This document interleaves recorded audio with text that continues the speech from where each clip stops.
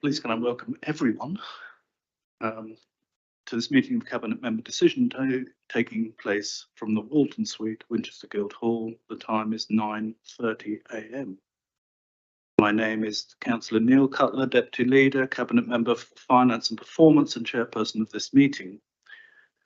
This meeting is being live streamed and recorded to the Council's YouTube channel. Subtitles are available and advice on how to turn this on is set out on our website. Can everyone please ensure mobile phones are on silent? In the unlikely event that it is necessary to evacuate the building, the fire alarm will sound. Please follow all instructions given to you by our team. I have received no requests from members of the public or visiting councillors to speak at this meeting. Turning to the agenda, we have agenda item 2, which is public participation, and we have no speakers and no visiting councillor representation, item 3. I'm going to move straight and rearrange the agenda to allow Councillor Westwood, who is here to speak at it, because he has to be gone fairly quickly. So we'll move to item 6, which is the extract of the draft minutes from the Scrutiny Committee held on the 22nd of November. And these extracts relate to the two papers, the Housing Revenue Account and the General Fund, the medium-term financials statement. So could I ask Mrs. Keys to give a brief introduction, and then we'll look at the recommendations.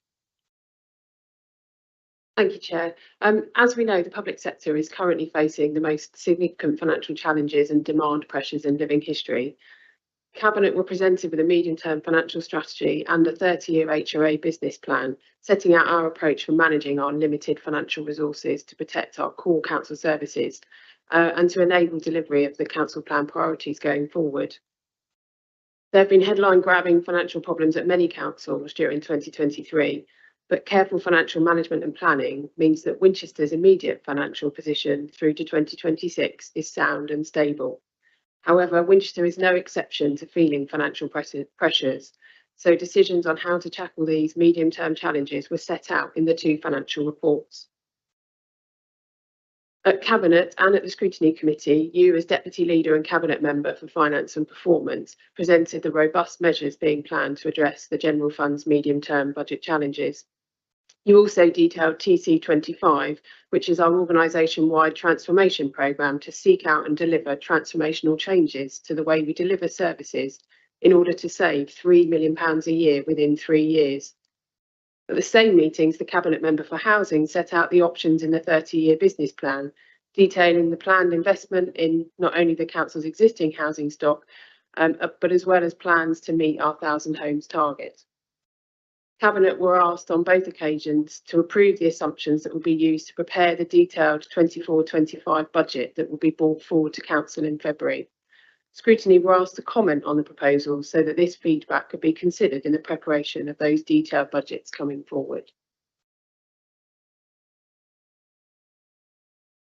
Thank you very much. Now, on the Housing Revenue Account, Business Plan and Budget Options Paper, CAB 3432, Scrutiny Committee requested officers and Cabinet members to consider 8 matters that are detailed on the minute. Councillor Westwood, would you have any comment on those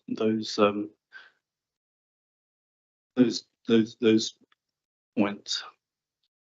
Thank you, Chair. The Housing Revenue Account 2024-25 Budget and Business Plan has had an amount of scrutiny going through the process. It's been through Business and Housing Policy Committee. It's been approved by the Cabinet, and it's been before the Scrutiny Committee.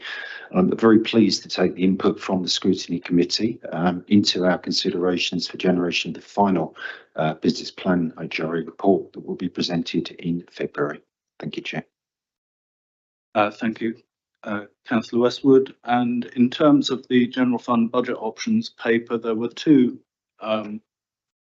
points raised. by scrutiny. The first was to consider further communication to councillors of the TC25 programme and opportunities for members' involvement and engagement. We have since that meeting met with the Conservative group, and the intention is to send or to meet the Green group and the one independent councillor to run through the TC25 process. And we will also send a follow-up email to all members explaining how they can engage with the TC25 process. In terms of the second point, which was about officers confirming which projects were removed from the capital programme in February 2023, I think Mrs. Keys is planning to check that, and of course this is actually available on the minutes of the meeting in February 2023. So I'm happy to note those recommendations from the scrutiny minutes, and we'll move on to the next agenda item. Thank you, Councillor Westwood, for your attendance. Right, we'll move to item 4, which is the extension of the insurance contract. And Mrs. Keys again, please. Thank you, Chair. As set out in the report, 10 borough and district councils are members of the Hampshire Insurance Forum, and we work collaboratively to procure a long-term agreement for insurance services from the 1st of April 2020 for an initial 36-month period, with the potential to extend up to 24 months. And our colleagues at Fareham Borough Council led the procurement on behalf of all of us in the Hampshire Insurance Forum. A collaborative tender was agreed by all HIF members to maximise economies of scale and buying power, and this led to significant savings for our council. Each of the 10 councils enter into our own policies under this long-term agreement, and individual policies are tailored to each authority, which means that each authority's claims history and risk management influences their premium rather than the group's premiums, and vice versa. So the long-term agreement ended on the 31st of March 2023, and all Hampshire Insurance Forum members agreed to exercise the option to extend this by 12 months. So all members have been asked again for their agreement to extend this by a further 12 months. And this is the last option for us to extend this contract for a year, and from 2025 a full tender process for the insurance services is required. When the Hampshire Insurance Forum collaboration went out to tender in 2020, the insurance market was becoming more challenging.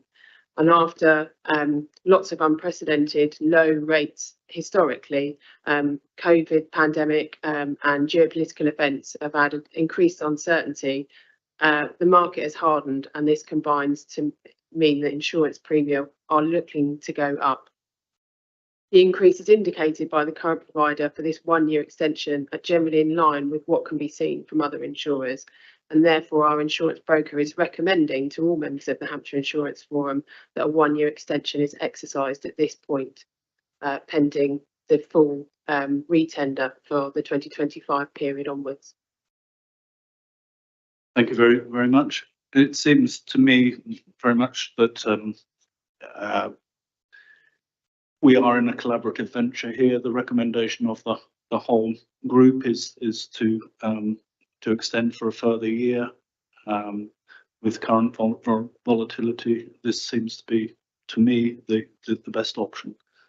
The decision is that an exception to contract procedural rules to enter into a further 12-month extension of the long-term agreement for insurance services and associated policies contracts from the 1st of April 2024 be approved, that authority be delegated to the Corporate Head of Finance, the Section 151 officer, in consultation with the service lead legal services, to seek insurance premiums for the period 1st of April 2024 to the 31st of March 2025, and enter into the policies.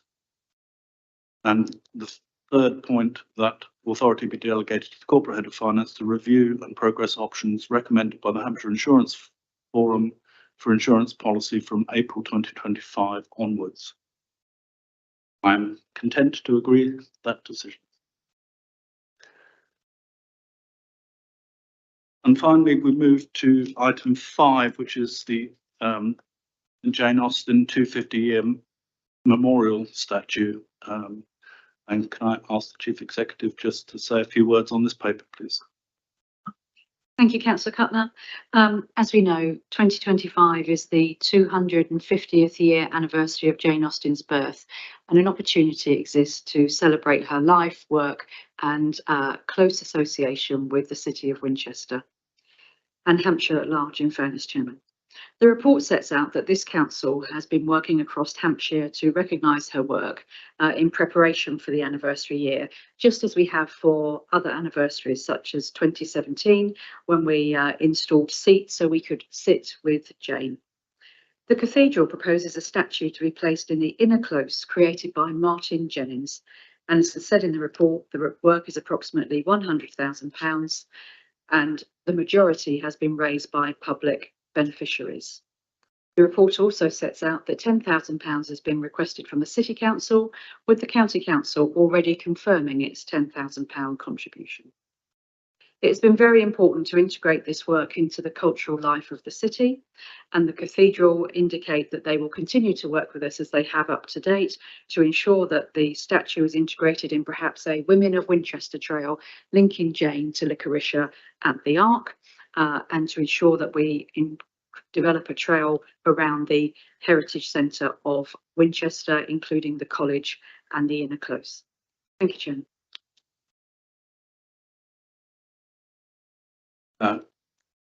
Thank you very much.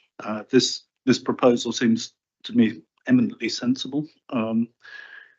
We work with our partners within the city to improve the cultural offering, and this is a significant opportunity, I think, to the city.